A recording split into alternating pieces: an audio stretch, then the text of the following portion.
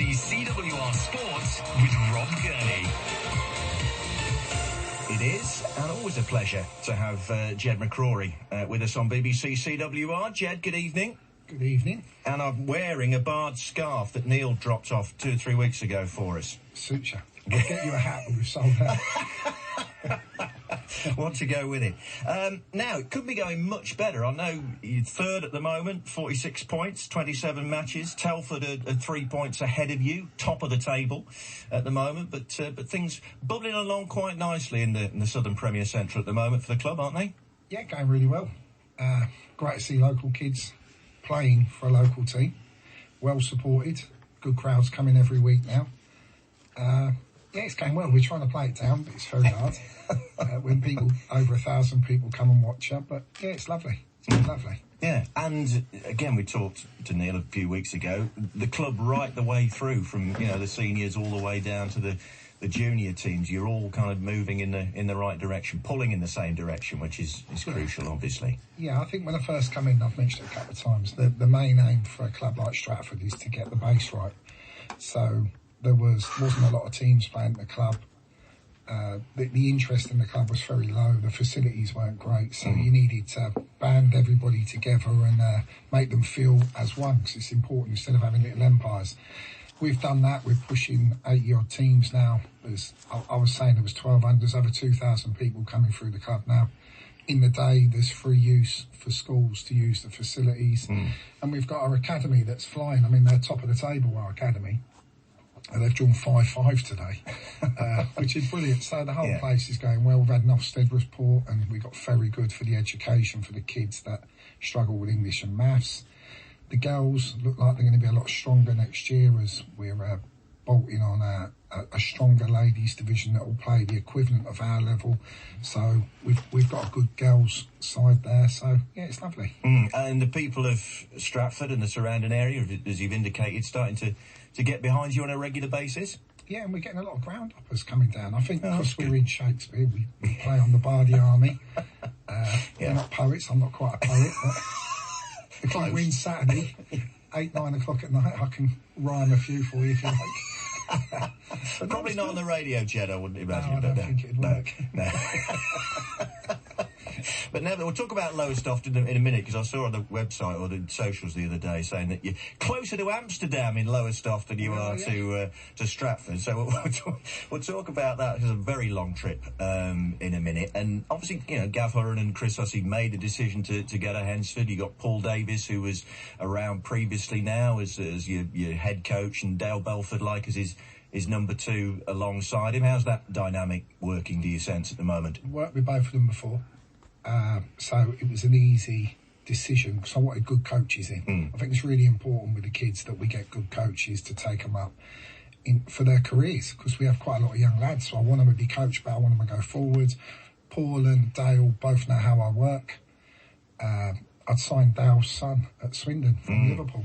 So I signed both his sons. Well, they're a family of goalkeepers, aren't they? Yeah, I know. Unbelievable. And Dale was a fantastic keeper, and people forget that. So he's a great lad. He's old school footballing thought, so he has a lovely ambience. I know him a bit from Tamworth, actually. Yeah, he's a top man. Yeah, he's calmed down a lot since then. Has he? Right, okay. Yeah, but no, they're good, and they know how I work. Yeah. I didn't want to break the team up mid-season, and I thought it was an easy fit.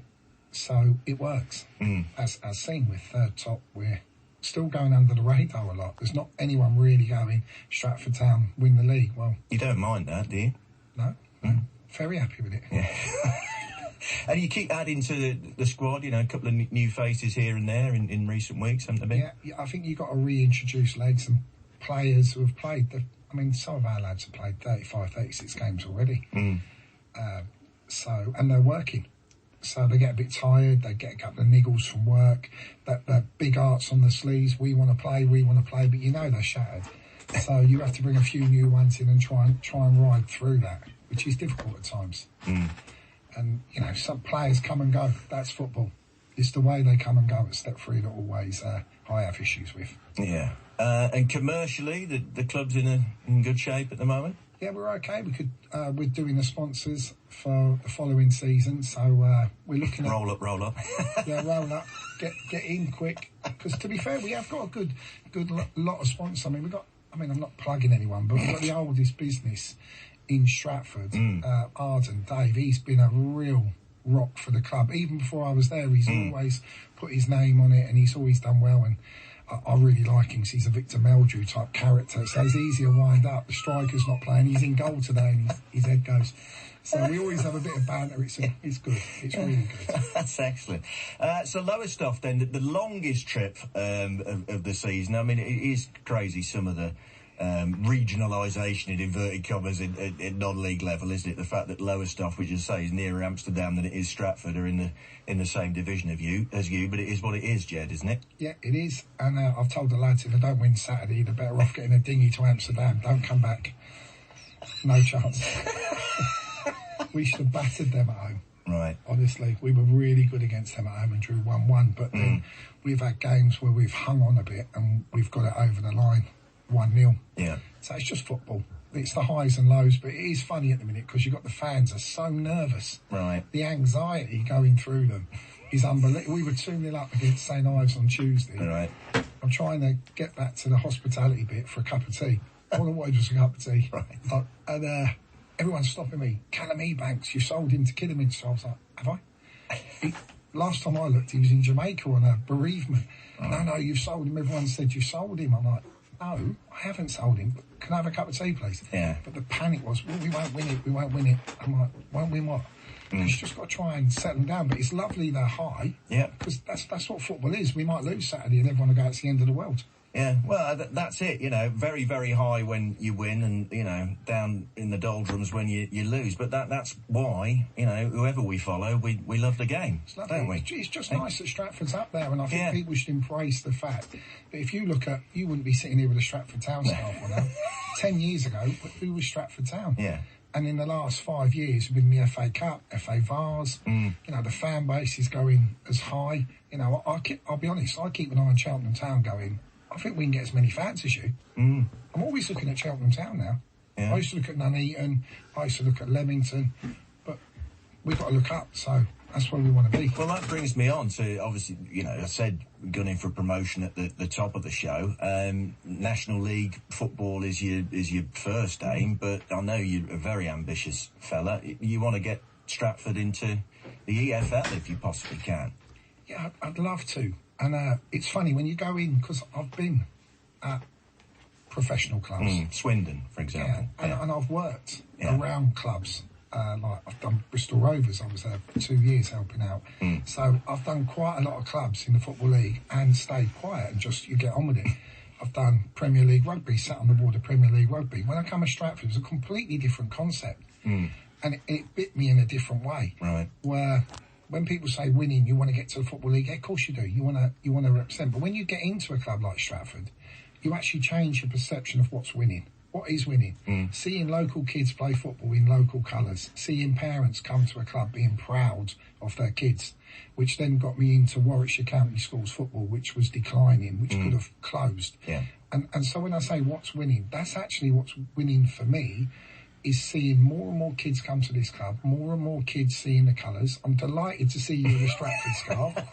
When you walk around and see orange and blue, you know it's Stratford. Yeah. That to me puts a massive smile on my face. And then the pressure comes, because you then want to get them into the Football League. You want to see that little kid at 8 and 9 playing for your first team in 10 years. Why can't that happen? And we've done that, and we've brought in Brian Tompkins and he's ex-West Ham head coach. He oversees all the coaching. He's always there for the junior coaches to lean on to come and do a session.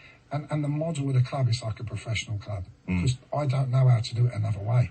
So now I want to get the first team up for the kids within the club, so their parents can get behind them. There's something to aspire to, yeah. And let's try and get 2,500 fans now. I'll drive the council mad with car parking. I would like to apologise to the Tiddington residents, by the way. They keep having words with us, but I can't put police cones out because I don't run the motorway maintenance. But Yeah, we're having issues on car parking. Yeah, because effectively, it depends which way you come. But if you're coming from here, for example, you kind of have to go through the middle of Stratford and then out, to Tiddington, don't you, to get to. But it goes out towards Wellsbourne. It goes down Banbury Road, Tiddington, NFU. But I think it's the price of success. But it's a great problem to have, though, Jed, isn't it? How nice is it for people with their sons to go and watch a game of football? Yeah. Honestly, go back to the days when I was a kid and my dad used to take me. It's a lovely thing to go and see. So I think people should calm down a little bit and just come to the game yourself. Embrace it, embrace it, because you never had it 10 years ago. No. And if it ain't there in 10 years' time, where do your kids go? Jed McCrory is with us, chairman of Stratford Town on BBC CWR. Non-league and women's football with Rob Gurney for a Wednesday at 6:15. First things first then, ideally you want to go, obviously the way it works in most divisions, champions go automatically and then teams 2 to 5 are in the playoffs. Currently that's Bedford, yourselves, Hales Owen, who you beat on Saturday, and Kettering. They've got games in hand, and then just below them, Harborough, who had a good run in the FA Cup, Stamford, and even Leiston and Spalding United have got plus 40 points. So it's a very tight spread of points. I mean, that's 9th to top, only 8 points. Yeah, that's still 3 games. That's true. With 15 to go. That's so true. they'd have to win 3 more than us. So I'd rather be me than 9th or 10th at the minute. No, of course you would. But goal difference could come into it as well, and we're quite strong if you look at our goal difference. I think we're plus 13. So I think we've got the 3rd best defensive record in the league. So, and you've gubbed Telford already this season, you were telling me. Yeah, 4-0. But I want to go to the playoff final, extra time, take it all the way to penalties. I've got 4 new defibrillators, so let's have a proper high and low season. Well, I printed just for interest. I printed off the sort of average attendances in League 2 just before I came into the studio tonight as well. And you look, I mean, Accrington, less than 2,500 their average. Harrogate, who of course are fairly new to the Football League, 2,700. Salford, who've got obviously the class of 92's money behind them, but in a very congested part of the country in terms of football, that's 2,700. Fleetwood just under 3, Morecambe 3.5, Bromley you've just come up 3.5, Barrow 3.5. So that takes you up to 18th. And then you mentioned Cheltenham. I mean, Cheltenham are just over 4,000 at the moment, their average. But again, we're saying that's all something to aspire to, Jed, isn't it? Of course. When I first came in, there was 47 fans, and I still remember the 2 dogs watching the game under the board. So I look at it 5 years later, and the benefit now is if they all brought a mate then, it was 94 and 4 dogs. Yeah. Now if you all bring a mate, it's 3,000. Yeah. And that's the difference when you get a roll. So I'd say to everyone coming down the Arden, bring a friend and let's try and achieve those targets, because I think councils sometimes lose track where the social economic value to businesses of people coming in to Stratford-upon-Avon, staying in hotels, going to the restaurants, buying... And the Shakespeare attractions and whatever as well, And I think there's a bigger picture for people to review, and I would embrace a conversation with my local council if they would knock my door and come and see us. I'll be delighted. I'll even say my car parking space. So, I mean, what's the issue then with them at the moment? Just that there isn't enough space for everybody to go and It's not their fault. Watch. It's been an ongoing problem since I've been at the club. Yeah. I think when they moved the football club, they didn't see it. And to be fair, I sat with them 5-6 years ago. I said, look, if I save this club, because it needed saving financially, and turning round, I've never played on the money thing or anything. I said, I've got aspirations, and I'm going to give you 5 years of my life. Forget the money. So if I have aspirations, you need to follow me. Yeah. The phone's gone quiet. They're not following me. So unfortunately, the cars are going to keep parking on the roads. There'll be a few yellow tickets, but you're absolutely right. I'm ambitious. I haven't given up 5 years of my life to stop. So we won't stop. We'll keep going. And they'll have to knock the door and say, what are we going to do? Or we're going to end up filling the whole of Stratford up with cars the way we're going. But I would think it's a mutually beneficial arrangement for both.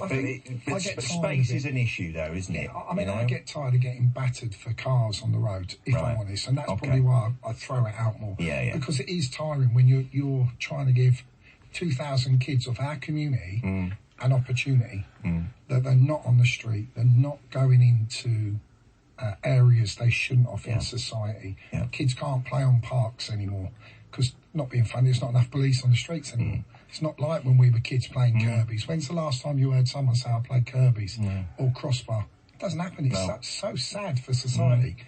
So I do get a little bit gripey with it because I don't think people push through and see the bigger picture. And I am one of those old school people that if you prod me, I keep going a bit more. And I have got a dry sense of humour with it. Yeah. But I do love seeing kids happy. I don't want to see kids hurt. And obviously the knife crime that's going on currently around, and I've been through 2 horrific incidents, I see what we're doing, taking people out of that stream and trying to give them a way forward. And that's what we do with the academy, and we're going to be offering apprenticeships for electricians, etc., which we're hoping to tie up with local builders. That's giving kids an opportunity to go forward, and that's what I mean about winning.